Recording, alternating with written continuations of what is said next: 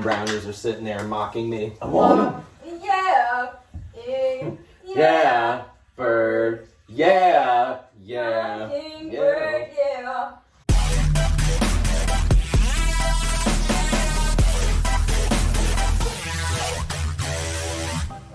Hey guys, welcome back to my channel. I am Des Roulette and this is Chrissy. And today we are going to do a Valentine's Day Q&A 1 year later. Q&A times two. We did put on our Instagram for people to ask us questions, so we have a few questions that people asked us, so we will be answering them. Yes, last year when we filmed our Valentine's Day Q&A video, the questions that we had were pulled just off of the internet. We were a fairly new couple, and now on Valentine's Day 2022, we've actually been married for 2 months. We are all dressed up as well because we are getting ready to go out for our Valentine's night dinner. Since we got these questions from our friends and followers on Instagram, I will be crediting everyone. I did get permission to do this. There was one question that we received that we will not be answering because it pertains to a little bit of private time, and I think just given the climate of my channel, it just is not appropriate. So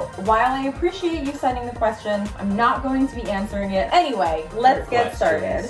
So, not everyone has seen our video from last year, and that's totally fine because we do have this question from Fred James Music, who I'm actually going to be singing a couple songs with. Keep an eye out for that. How did you meet? Well, it was a little bit of a cat and mouse game. So we've had mutual friends. Yes, we thought I was pretty. Yeah, very pretty. We started communicating via Instagram, like DMs, right? Like nothing flirtatious. Right. And then You posted something about Forgetting Sarah Marshall. I was like, this is my favorite movie. Let's watch it together. I was like, yeah, sure. And just like never followed through with the plans because I was lazy and set my ways. So there was a couple months we didn't really talk, right? Or like we spoke for the first time through Instagram and then exchanged phone numbers like summer 2020, like June, July. The pandemic. It was very light, casual conversation. It just didn't go anywhere. So then we stopped talking, but we would still react to each other's Instagram stories and talk through Instagram. Come like September, I invited you to the bar and you came to the bar, and then I thought that there were sparks and that things were great, but you totally dropped the ball and like fell off the face of the earth. Sucked. Yeah, and I was very annoyed about it. You like, we made a date, you canceled on me. She kissed me. Right. She pulled out my mask and kissed me. I'm like, how many limbs am I gonna go out on? And then he was like texting me all night about how great he thought it was, and I was like, yeah, I got this in the bag, and then crickets. Buried the lead. Yeah. She's good at telling stories. I'm not. It's so hard to explain. There's just too much. So thank you for your question. Yeah, thanks, buddy. We probably didn't answer it, but how did we meet? We met in person eventually. We liked each other. That's that. Okay, so our next question comes from Billy Joseph on Instagram, who is one of my closest friends, actually. Billy wants to know, what was your favorite date activity?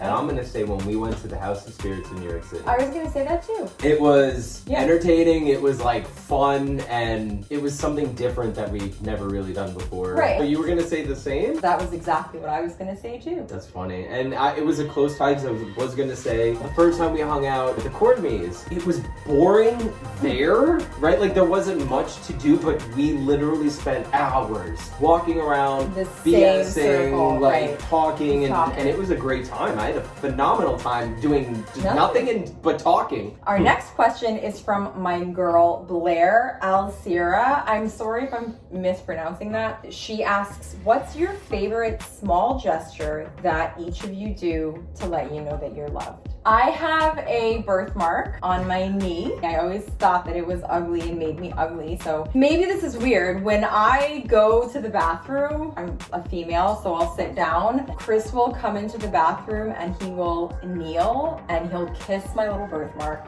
It's every time. Every time, if he's like awake, to make me feel loved.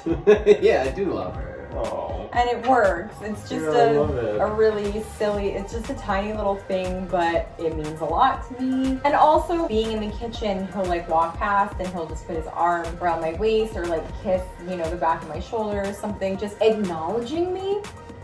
It's mind-blowing that these simple gestures are the ones that kind of mean the most. Do I do anything? You do. See, that's I do nothing. And you're so selfless that everything you do is for somebody other than yourself, which I find insane and one of the most endearing things, but I don't think that's like a small gesture. Now, I don't want this to come off the wrong way. She makes me breakfast every morning. And the reason I feel that it's showing that she loves me is because in the mornings, wake up, I work out, I come home, I gotta shower, and then I gotta like make breakfast and eat. But she literally saves my ass every morning, so I'm not like, nobody likes to rush. Nobody likes to feel rushed, especially when you're going to work. So you help ease my mind, and you don't have to do it. You could do something else, or you can make yourself breakfast. I wake up early and get out of bed at 7 a.m. just to make Chris breakfast. So you're not working out right now. So there's times where when she's gonna get back on her regimen, we come home and I go shower and she's still in her gym wear, in her shoes, and gets breakfast started and going. Because she keeps everything. She is literally the heartbeat of this family. Yeah. You're so selfless. That's really nice.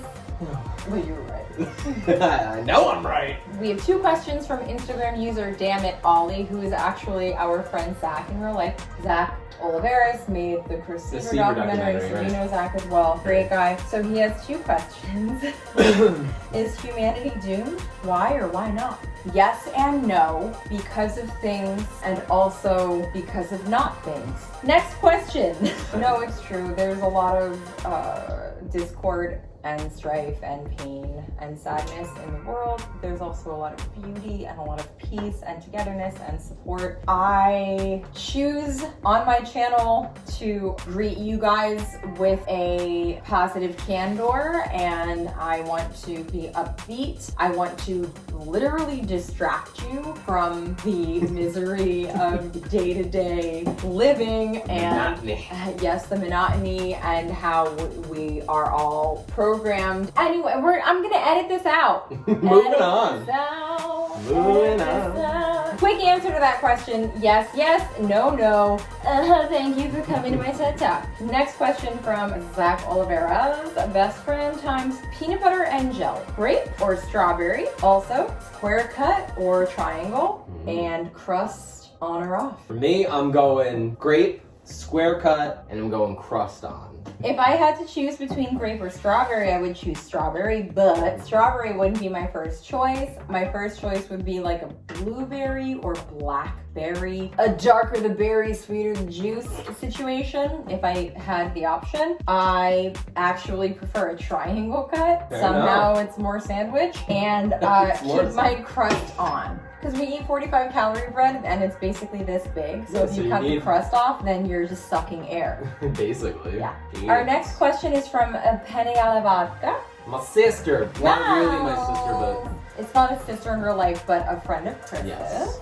And chosen family member. Yes. Penny Alavodka wants to know, why are you two so friggin' cute? You just looked at us. You know, Chris and I got very, very lucky. We just managed to meet each other and we hit it off. Thank you for your question because it's very sweet and cute. There's not a real answer for it. I mean, well, and the thing is we are just ourselves. And luckily, like, she likes my weirdness, I like her quirkiness, and it just works. Yeah, we're both, you know, very nerdy and we both have so many cringe moments, but I think that the best part of the relationship is that we can share in those things. Oh yeah, absolutely. Yeah. The next question is from Hoff Krob, who is a friend and a fan of Chrissy films, and he would like to know who smells worse. Me. Definitely. 100% me. Even when I smell good, she still smells better. And even when she smells bad, she still smells better than I do most of the time. I intentionally bathe myself in scented fragrance. She'll like walk in the room and be like, smell good. But like I'd sprayed something 10 hours ago. I will take that credit. I smell really good. Thank y'all. Okay, so we have a series of questions, 3 questions in fact, from the real Steph Stone, who is a real life friend of yours. Yeah, loves Titus. What is your favorite tattoo on each other? That's a good question. Right, this one's hard. Okay, if your thigh piece was finished, I feel like that would be my favorite. Or the side. Side. But I'm gonna have to say your New Orleans guy shushing being eaten by the crocodile. I can appreciate that. My favorite tattoo on you is probably your back piece. Yeah. It's just cohesive and colorful, and it signifies your patience and your determination. Yeah, I know. And it's essentially a celebration of musicians that you appreciate. So. And because the theme is end of the world, so it ties back in. Cool beans. The real Stone would also like to know, what is your favorite part to smell on Titus? Okay, I'm gonna be very specific about this. Wow. When he comes out from under the covers, Okay. because he's too hot, I guess he's sweating because he has this little bit of a... The dog version of sweating. Yeah, like he comes out and then he'll plop down on the bed, and when he plops, I get this waft of... It's a very distinct smell, and that would probably be my favorite. My favorite part to smell on Titus, none of it.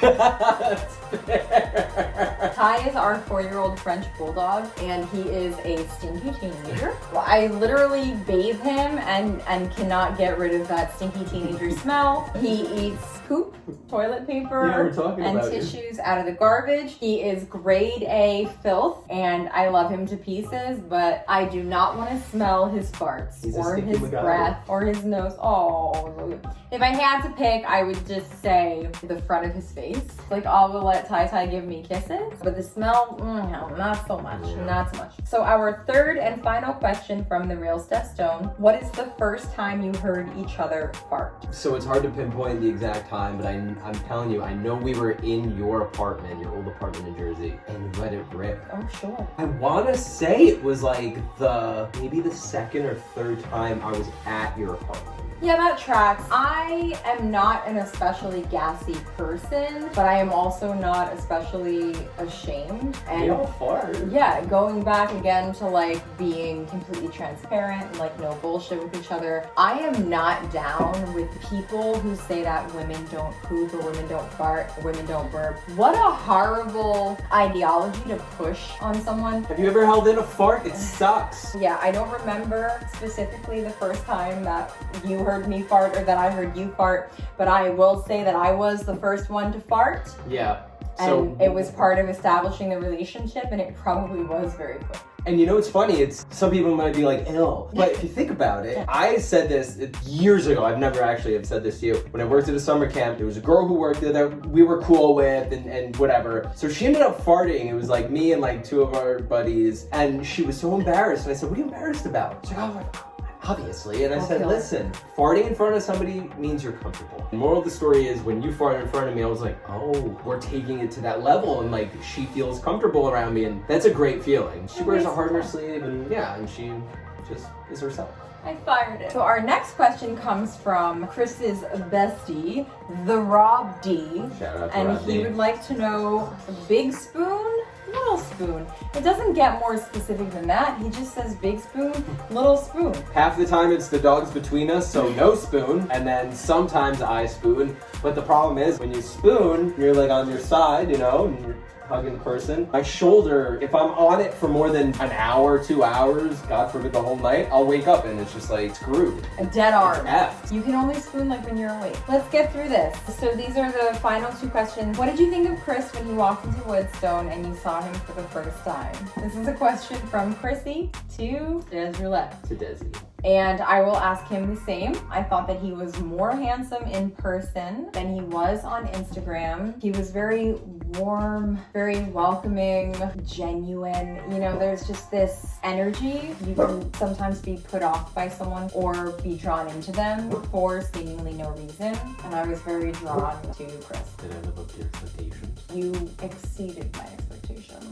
I definitely thought she was pretty in person as well. She was very engaging, even though she was working. I didn't know what to expect, how it was gonna go, because the place was busy and she was busy. There were other people at the bar, and she did pay me plenty of attention while doing her job. And now that I think about it, she's very selfless and cares about other people, and she could have just got me my drinks, little conversation, but she was very engaging, very sweet, obviously very beautiful. It sucks that I couldn't stare at her more without the mask on, because it was like peak pandemic. Also very bold. I thought, wow, she is unlike any woman I've ever met. Where do you see us in 10 years? I see us in a similar situation, hopefully a little more prosperous. I think we found our home and where we belong. Not necessarily the location of where we're at, but where we are in our lives. Like, we both have great jobs and we're both loving the town we live in and love being locals here. And I could definitely see us 10 years from now still going to the gal. A little more aged, a little more defined.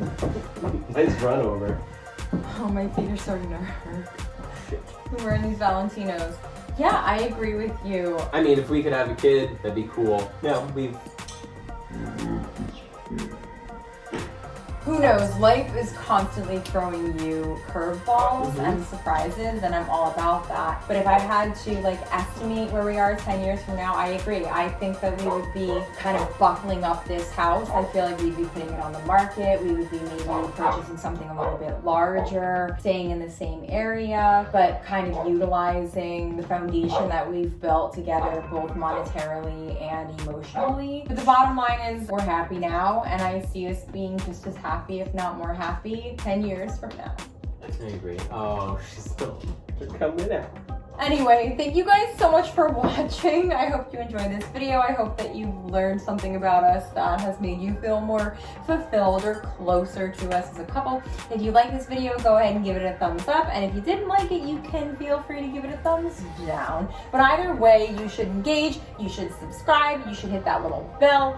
I don't know, do you like me? I like you. Do you like Chris? He likes you. I like you guys. Let's be a team. I'm in my 30s. I don't know how to make friends anymore. Subscribe to my channel. We can be friends. Thank you guys so much for watching. We will see you again so soon in the next one. Bye.